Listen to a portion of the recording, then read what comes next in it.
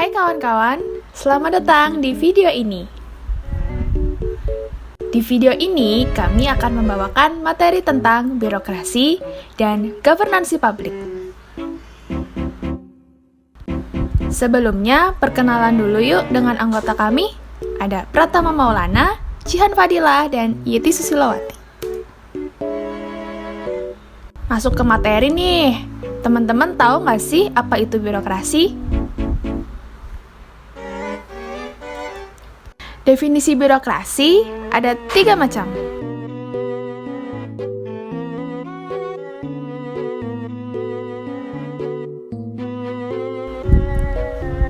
Yang pertama adalah government by bureaus, yaitu pemerintahan biro oleh aparat yang diangkat oleh pemegang kekuasaan, pemerintah, atau atasan dalam organisasi formal.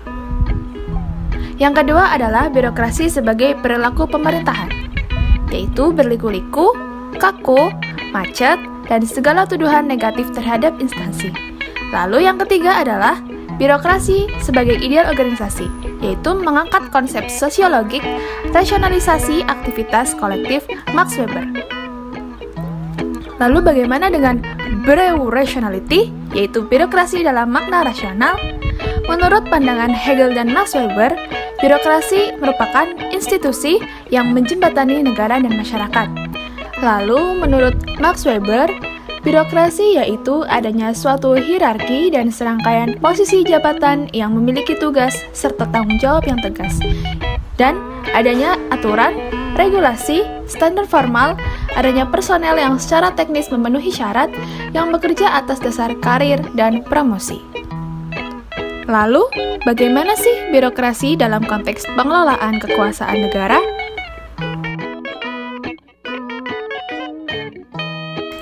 Birokrasi dalam konteks pengelolaan kekuasaan negara, ia merupakan pihak yang paling aktif dalam kegiatan pengelolaan kekuasaan negara sehari-hari, karena berperan sebagai pelaksana keputusan yang dirumuskan pemimpin politik. Selain itu, ia berperan penting karena dalam kegiatan pengelolaan kekuasaan negara tidak pernah terjadi kevakuman administrasi, baik dalam proses perumusan maupun di dalam proses pelaksanaan setiap kebijakan. Selanjutnya, apa saja patologi birokrasi?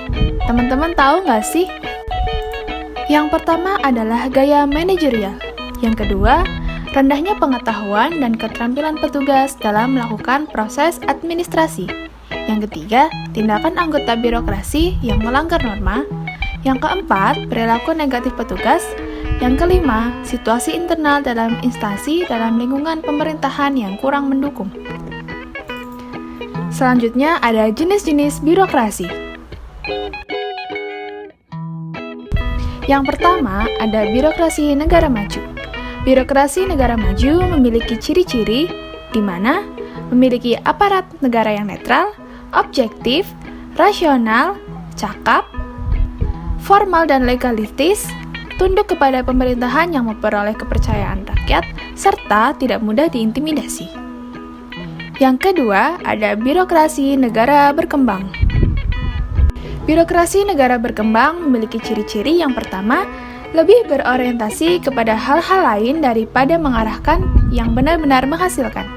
Yang kedua, preferensi birokrat atas kemanfaatan pribadi daripada kepentingan masyarakat. Dan yang terakhir adalah banyak terjadinya kasus korupsi. Selanjutnya ada birokrasi kerajaan.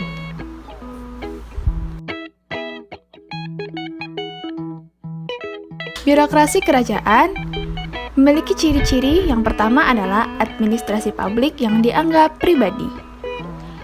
Yang kedua, aparat dikembangkan sesuai keinginan kerajaan. Yang ketiga, tindakan pejabat yang seenak hati. Dan yang keempat, administrasi merupakan perluasan kekuasaan. Selanjutnya ada birokrasi Max Weber. Max Weber merupakan sosiolog Jerman abad 19 yang mengemukakan tentang konsepsi tipe ideal organisasi pemerintah yang rasional dan profesional. Pemikiran Weber didorong keinginannya menciptakan organisasi modern yang bisa digunakan pemerintah menjalankan modernisasi dan pembangunan. Weber mengenal 3 otoritas, yaitu otoritas tradisional, karismatik, dan birokrasi.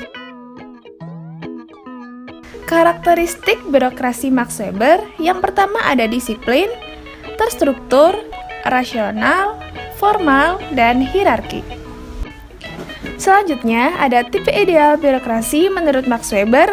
Yang pertama ada hierarki jabatan yang jelas, fungsi-fungsi jabatan ditentukan secara tegas, para pejabat diangkat berdasarkan suatu kontrak, mereka dipilih berdasarkan kualifikasi profesional yang idealnya didasarkan suatu ijazah yang diperoleh melalui suatu ujian. Lalu, mereka memiliki gaji dan biasanya juga ada hak-hak pensiun, dan pejabat dapat selalu menempati posnya dan dalam keadaan tertentu ia juga dapat diberhentikan. Selanjutnya ada birokrasi kolonial. Kedatangan penguasa kolonial tidak banyak mengubah sistem birokrasi dan administrasi pemerintahan yang berlaku di Indonesia. Sebagai bangsa pendatang yang ingin menguasai wilayah Nusantara baik secara politik maupun ekonomi, pemerintah kolonial menjalin hubungan politik dengan pemerintah kerajaan yang masih disegani masyarakat dengan motif utamanya yaitu menanamkan pengaruh politiknya terhadap elit politik kerajaan.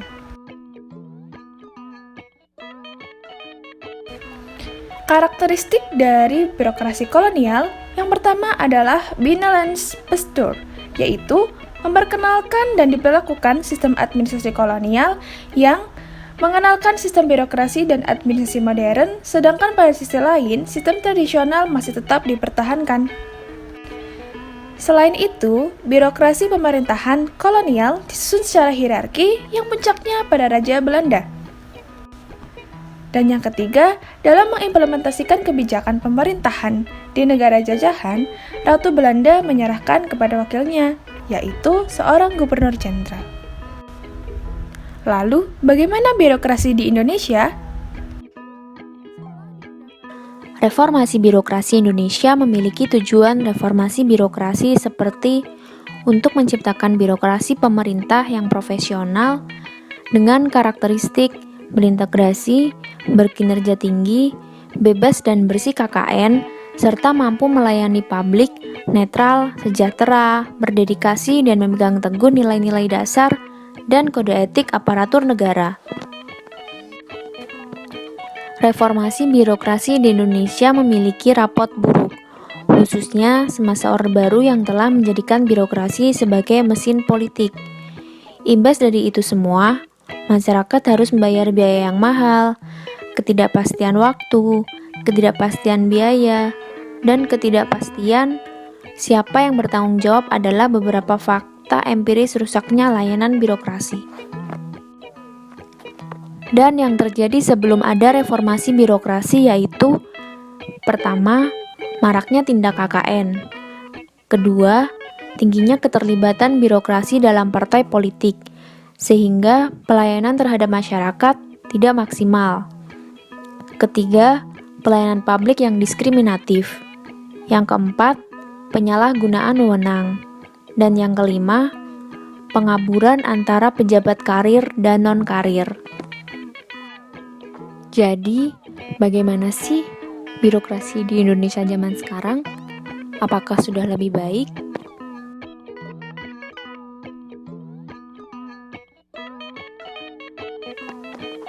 Pada masa kini, penerapan reformasi birokrasi di Indonesia dapat dilihat pada rekrutmen PNS, yakni di mana sebelum Undang-Undang Nomor 5 Tahun 2014 terbit, maka pemerintah berusaha agar rekrutmen PNS lebih objektif, transparan, akuntabel, dan bebas dari KKN.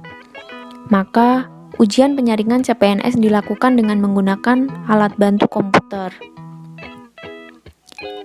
Setelah diundangkannya Undang-Undang Nomor 5 Tahun 2014 dan diterbitkannya Peraturan Pemerintah Nomor 11 Tahun 2017, dalam pasal 19 Peraturan Pemerintah dimaksud bahwa pengadaan rekrutmen PNS melalui tahapan seperti: pertama, perencanaan; kedua, pengumuman lowongan; ketiga, pelamaran; keempat, seleksi; kelima, pengumuman hasil seleksi; keenam, pengangkatan calon PNS; dan yang terakhir yaitu pengangkatan menjadi PNS.